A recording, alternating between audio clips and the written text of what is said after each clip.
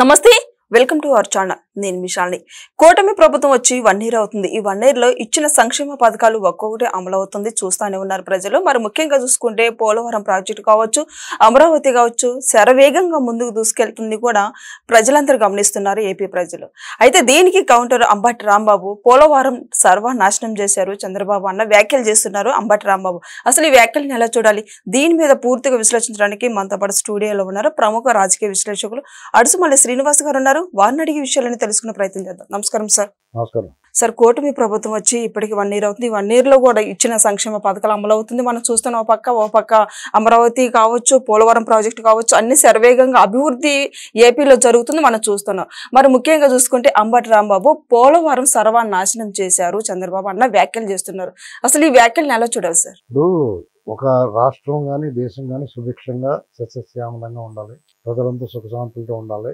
సమాజ శ్రేయస్సు కోసం రాజులు చక్రవర్తులు అందరూ కూడా వాళ్ళు రాచరికల్లో కూడా ఇలాంటివన్నీ సంక్షేమం అభివృద్ధి చూసేవారు రాజులు కూడా అసలు ఆ ప్రజాస్వామ్య దేశంలో ప్రజాస్వామ్యయుతంగా ప్రభుత్వం ఏర్పాటు చేసి 5 ఏళ్ల పీరియడ్ కోసం జగన్మోహన్ రెడ్డి లాంటి వచ్చి ఇంత విధ్వంసం చేసేటప్పుడు మన కళ్ళారా చూసాం ఎప్పుడో జమానాలు జరిగింది నిన్న కాక మనం జరిగింది ఇప్పుడు వీళ్ళందరూ ఏదైనా రోగమేమో అనిపిస్తుంది వీళ్ళు కొత్తగా చేయాల్సిన పని లేదు వాళ్ళు వచ్చేటప్పుడు అమరావతి అనేటువంటి భూ సమీకరణలు అవన్నీ అయిపోయినాయి ప్లాన్లు అన్నీ అయిపోయినాయి ఒకవేళ నీకు ఆ ప్లాన్లు మార్చాలి నీకు అందులో ఏదో డబ్బు ఆశించేవనుకో వాళ్ళకి పిలిచి ఎంతమంది పడండ్రా బాబు అని చెప్పేసి చేసుకోమని అక్కడ ఎక్కడేసిన గొంగలు అక్కడే ఉన్నట్టు అలా ఉండొచ్చు అలా ఉంచినా పర్వాలేదు అమరావతి విషయంలో ఏం చేసాడు రోడ్లు తవ్వుకెళ్ళిపోవటం అనేటువంటిది పనికిమాలిన దిగజారుడు దొంగతనాలు దుర్మార్గ విధ్వంసం చేశాడు ప్రజావేది కొలగొట్టడం మొదలుపెట్టి రోడ్లు కూడా తవ్వుకుపోయారు నిర్మాణ సామాగ్రి దుబ్బేశారు ఎక్కడికక్కడ అడవులు పెంచేశారు అమరావతిని ఆగం చేశాడు వాళ్ళందరూ మానసిక క్షోభ కలిగించాడు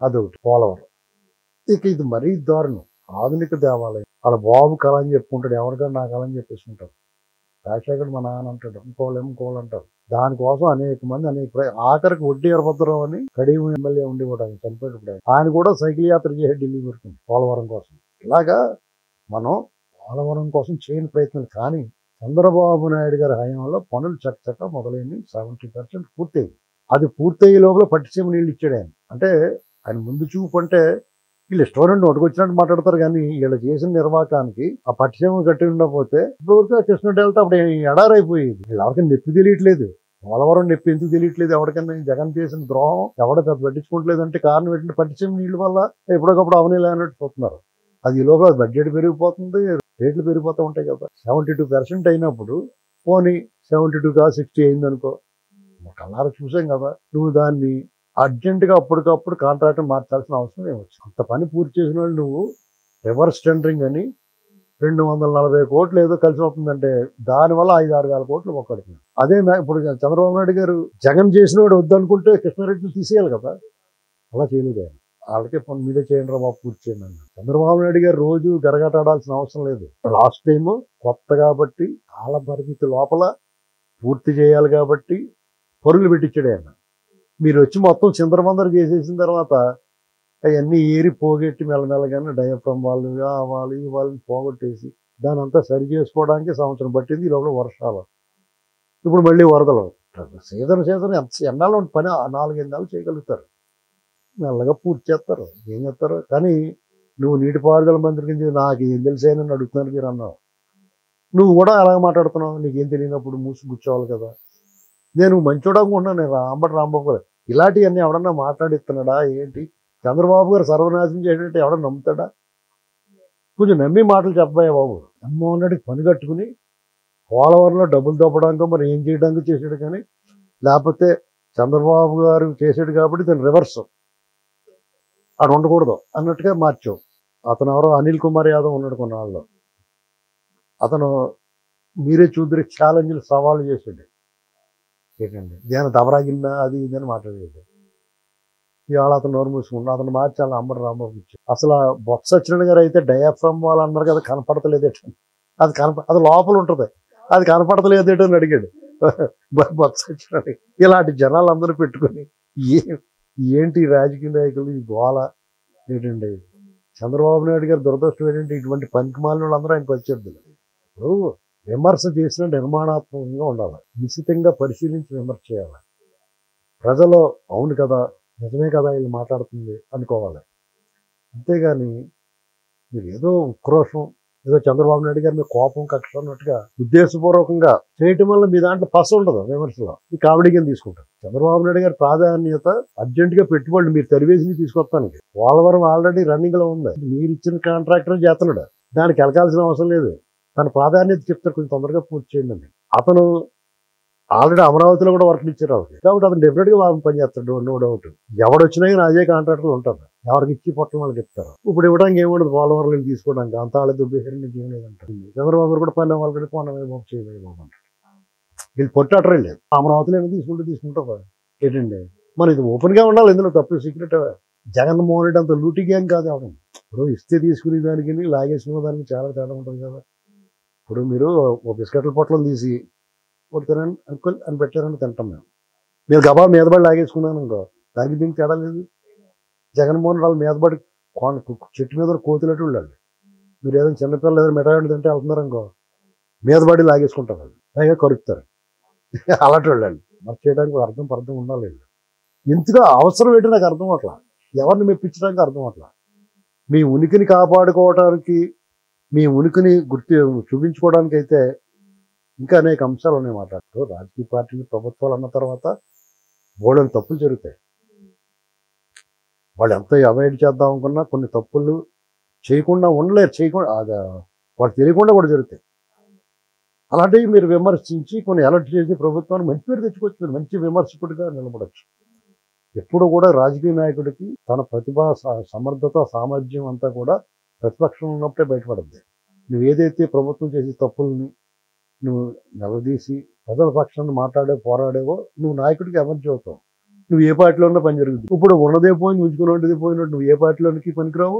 ఇలాంటి మాటలు మాట్లాడటం వల్ల జగన్ పార్టీ జీవితంలో పని జరగదు. ఎందుకంటే వాళ్ళ కథ ముగిసింది. నువ్వు కథ ముగిసిన కథలో పాత్ర కింద వ్యవహరిస్తున్నావు. వాళ్ళ కథ ముగిసింది. సార్, జగన్మోహన్ రెడ్డి గత 5 సంవత్సరాలు ముఖ్యమంత్రి ఉండి కూడా ఇప్పుడు నిన్న స్వతంత్ర దినోత్సవం రోజు కూడా సజ్జల రామకృష్ణారెడ్డి జెండా ఎగరేయటం రావటం, ఇప్పుడు జగన్మోహన్ రెడ్డి రాకపోవడం ప్రజలకి ఈ మధ్యనండి జగన్మోహన్ రెడ్డి బదులు అందరూ వాళ్ళు చేస్తున్నారు అంటారు. ఆయన పోండి, ఎందుకు ప్రెస్టేషన్ లో ఉన్నాడా? మన పులివిందలో కూడా ఓడిపోయి ఆయన దుఃఖం, ఉక్రోషం, రోషం, ఇలాగ బాధ నలిగిపోతూ ఉంటాడు.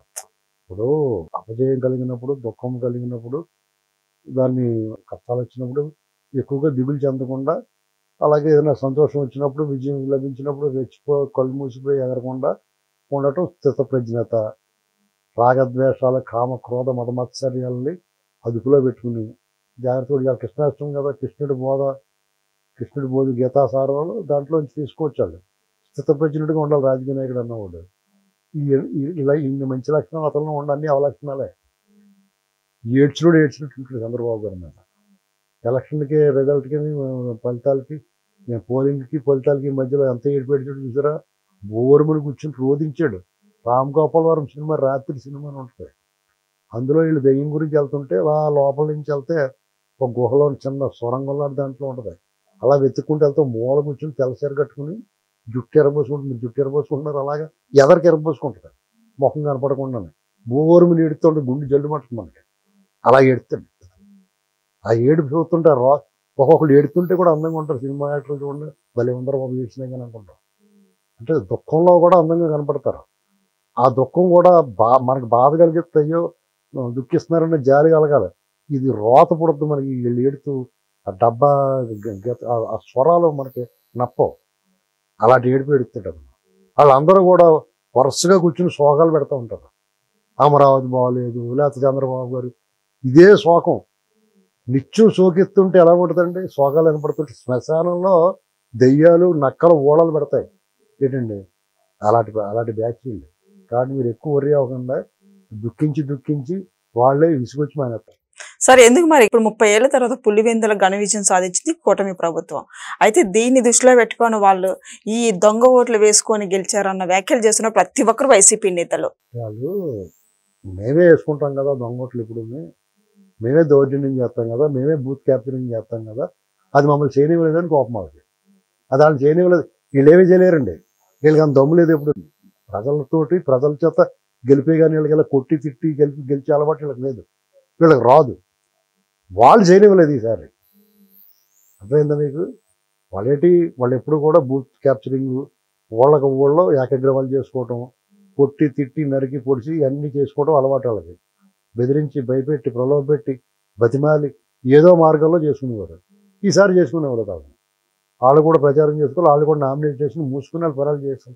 చట్ట ప్రకారం ఉండాలి. అలా ఉంటే వాళ్ళు కోట్లు ఎందుకు వేస్తారు జనం? ఓరు బాబు నాలుగు శాంతి దొరికిందిరా బాబు నేను గుర్తు పడేశారు ఏంటండి. అదే కాకుండా వాళ్ళ మీద ప్రేమ ఎందుకుంటుందండి? ఇతను ఎమ్మెల్యేగా గెలిచాడు, ఏం ఉద్ధరించాడు? పైగా వాళ్ళ తల్లి చెల్లి పట్ల అతను వ్యవహరించి తీరు, వాళ్ళ బాబాయ్ మర్డర్ కేసులో కొన్ని నిజాలు బయట రావటం, పైగా అతను పట్టుపోయింది అక్కడ. రాజశేఖర రెడ్డి గారు వివేకానంద రెడ్డి గారు ఉన్నప్పుడు రాజశేఖర రెడ్డి గారు రాజకీయాలు చూసుకుంటే వివేకానంద గారు నియోజకవర్గం చూసుకుని అందరికీ అందుబాటులో ఉండేవాడు. ఆ ఎమోషనల్ అటాచ్మెంట్ జగన్మోహన్ రెడ్డికి అక్కడ కట్ అయిపోయింది. ఇప్పుడు జగన్మోహన్ రెడ్డి ఎంత ఏడ్చినా ఏడితే ఏడికెళ్ళే చిరాకు వస్తుంది వాళ్ళకి. ఎప్పుడు ఏడు మొహం వేసుకుంటాడు అనుకుంటారు.